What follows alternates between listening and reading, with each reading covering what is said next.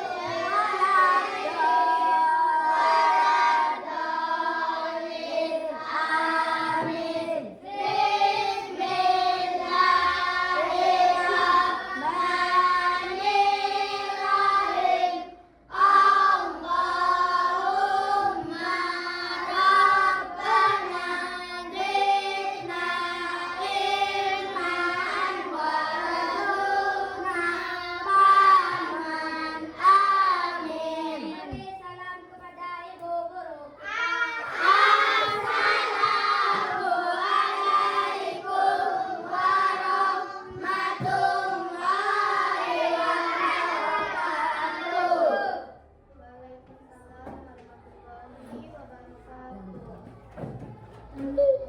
Absen dulu ya.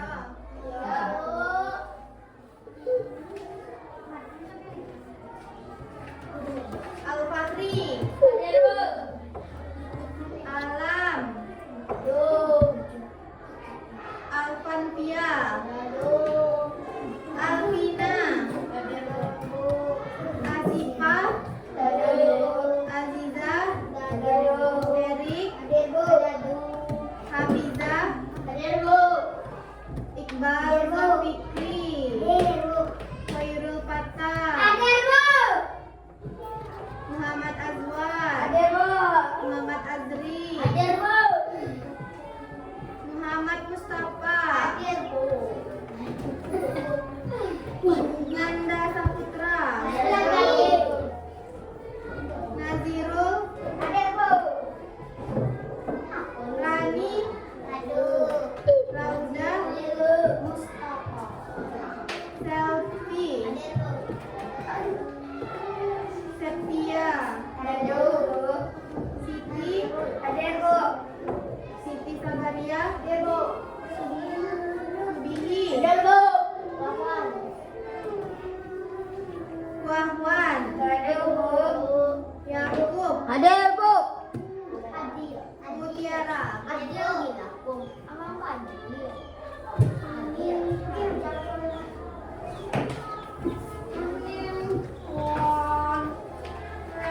dan materi hari ini adalah menulis karangan. Menulis karangan narasi. Menulis apa? Tahu karangan narasi apa? Nah, Ibu akan jelaskan dulu tujuan pembelajaran hari ini. Yang pertama, tujuannya mampu memahami pengertian narasi, unsur-unsur narasi, jenis-jenis karangan narasi. Itu tujuan kita hari ini, tujuan pembelajaran hari ini. Itu yang harus kalian capai. Ngerti? Tujuan pembelajaran adalah mengetahui apa? Pengertian karangan narasi, mengetahui unsur-unsur karangan narasi, mengetahui jenis-jenis karangan narasi. Nah, kalian tahu narasi itu apa? Tidak.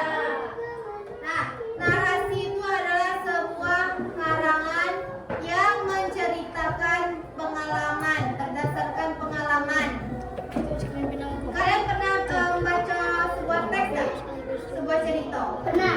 Atau di buku paket, atau di buku apa? Ada nggak soal cerita teks? Cerita?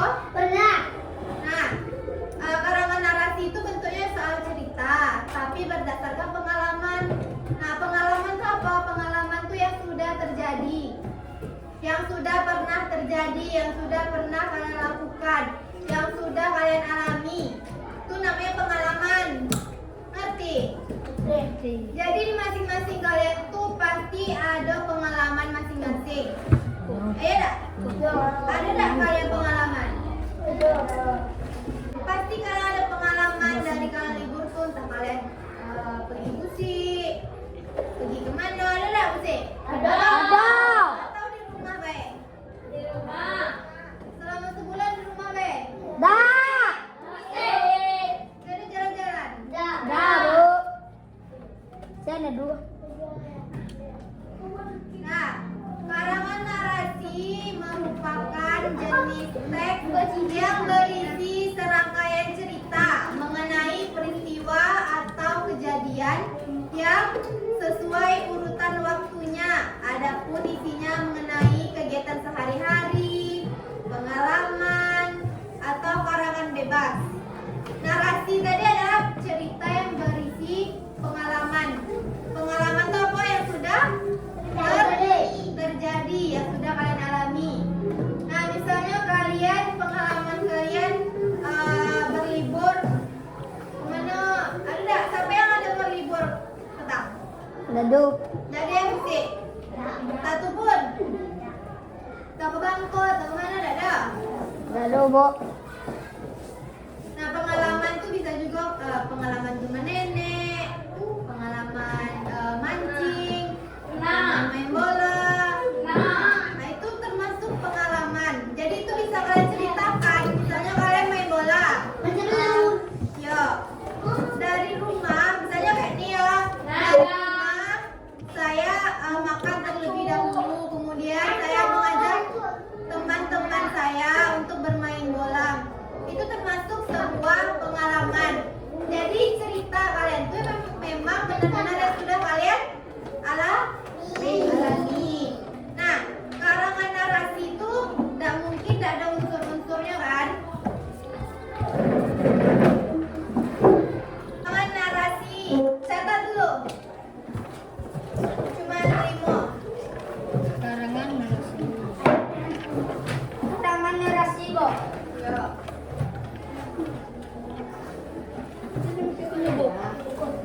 Nah, yang pertama tema. Apa ada, Bu? Tema. Judulnya unsur-unsur karangan narasi. Unsur.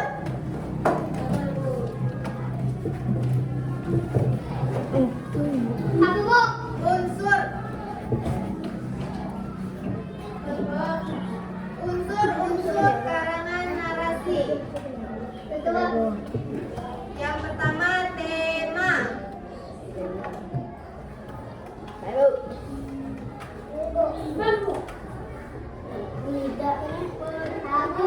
tinggal. Tema.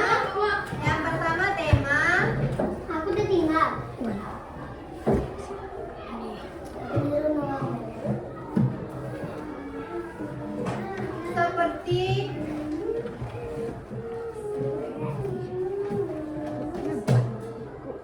Seperti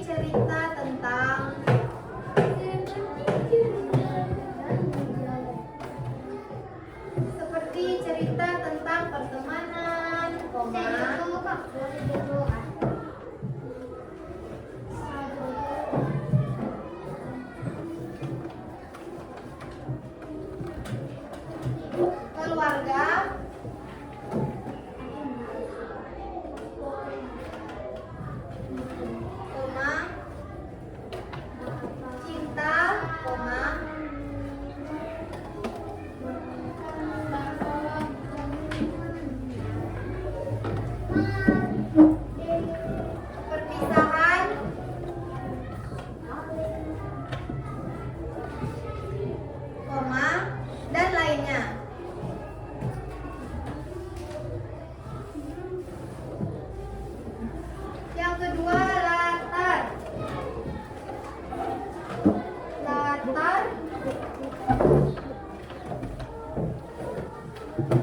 adalah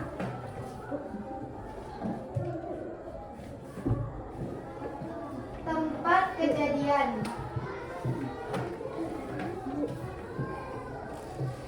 Latar adalah tempat kejadian.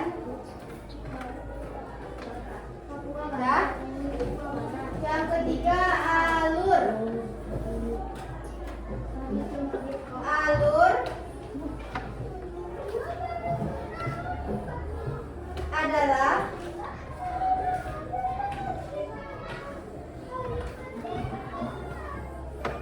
peristiwa dalam cerita. Alur adalah peristiwa dalam cerita. Peristiwa dalam cerita, koma. Alur ini bisa maju. Alur ini bisa maju.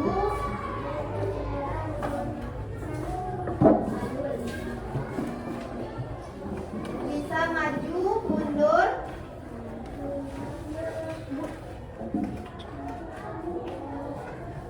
Mundur. Ataupun maju mundur.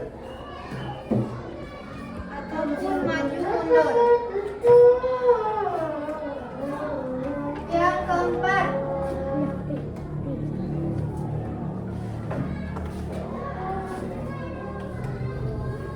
tokoh.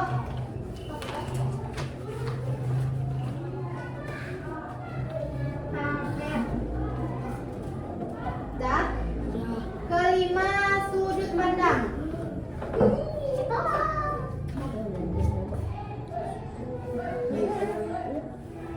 Sudut pandang. Nah, sudah nulis. Di dalam karangan narasi ada 5 unsur. Yang pertama ada tema, kedua latar, tiga alur, keempat tokoh, lima sudut pandang. Ada 5 unsur.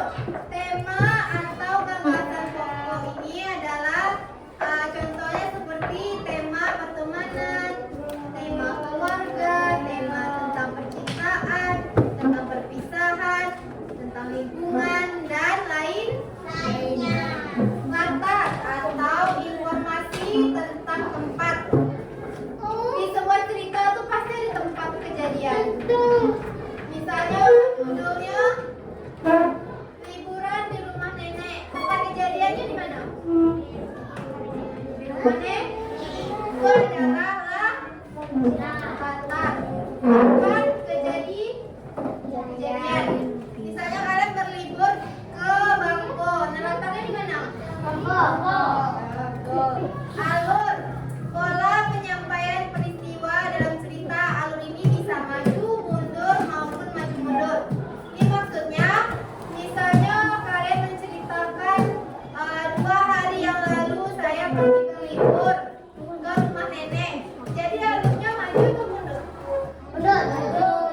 Mundur, karena sudah terjadi 2 hari yang lalu. Kalau alur maju itu ceritanya bisa berupa kalimat minggu depan saya akan berlibur ke rumah nenek. Jadi alur maju dan mundur ini bisa kalian tahu di dalam kalimat. Yang keempat apa? Tokoh atau karakter. Nah, di dalam tokoh ini biasanya ada protagonis dan antagonis. Protagonis tahu? Protagonis tuh kalian ada nggak nonton cerita di Indosiar? Tentang apa tuh?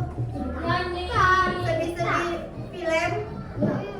Kan ada tuh yang orang marah-marah, ada yang orang baik, ada yang orang marah, ada yang orang jahat. Nah, kalau orang jahat tuh disebut antagonis. Kan ada orang jahat, ada orang baik, enggak di film tuh? Kalau orang jahat tuh antagonis, kalau orang baik tuh protagonis. Ngerti? Yang kelima ada sudut pandang.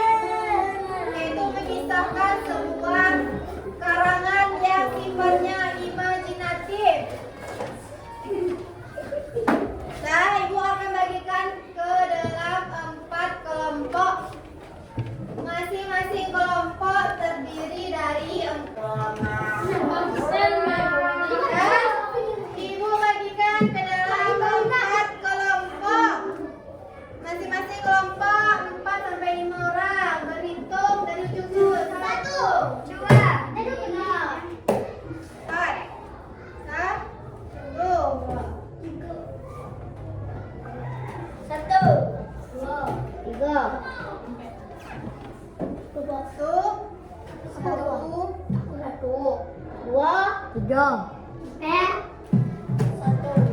Wow. Kelompok 1 mana? 1 angkat tangan. Kelompok 3 mana?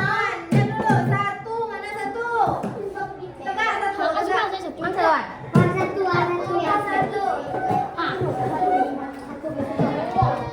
Nah, kelompok 1 tegak semuanya.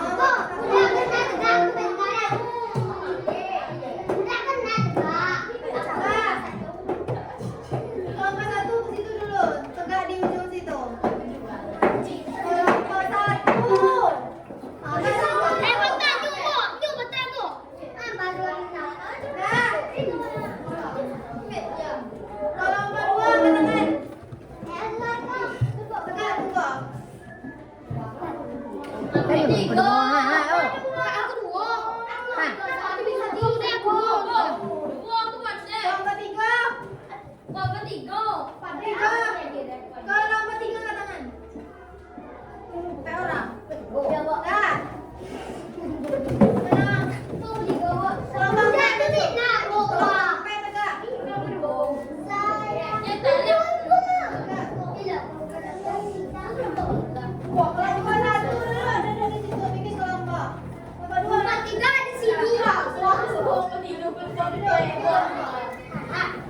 Kelompok 3 mana? Sombong kayak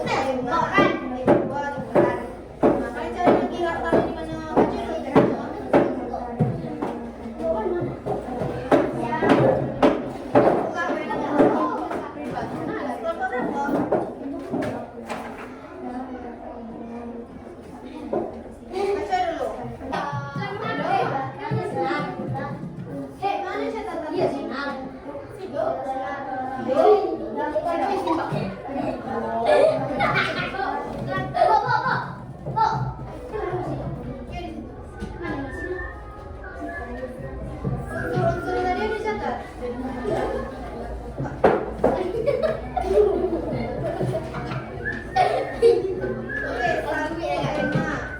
satu tema. Satu tema. Temanya titik dua kok. Satu.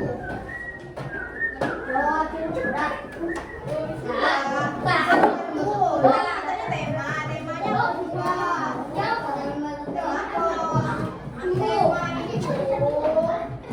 Apa yang diceritakan? Apa temanya tentang apa temanya? Nah, itu nih.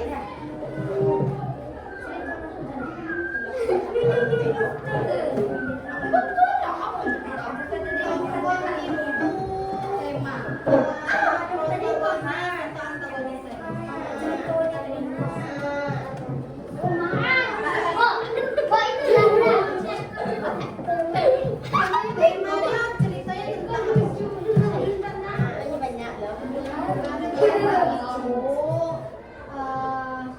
penyampaiannya digunakan menceritakan misalnya orang kecil guys itu menceritakan orang menceritakan diri.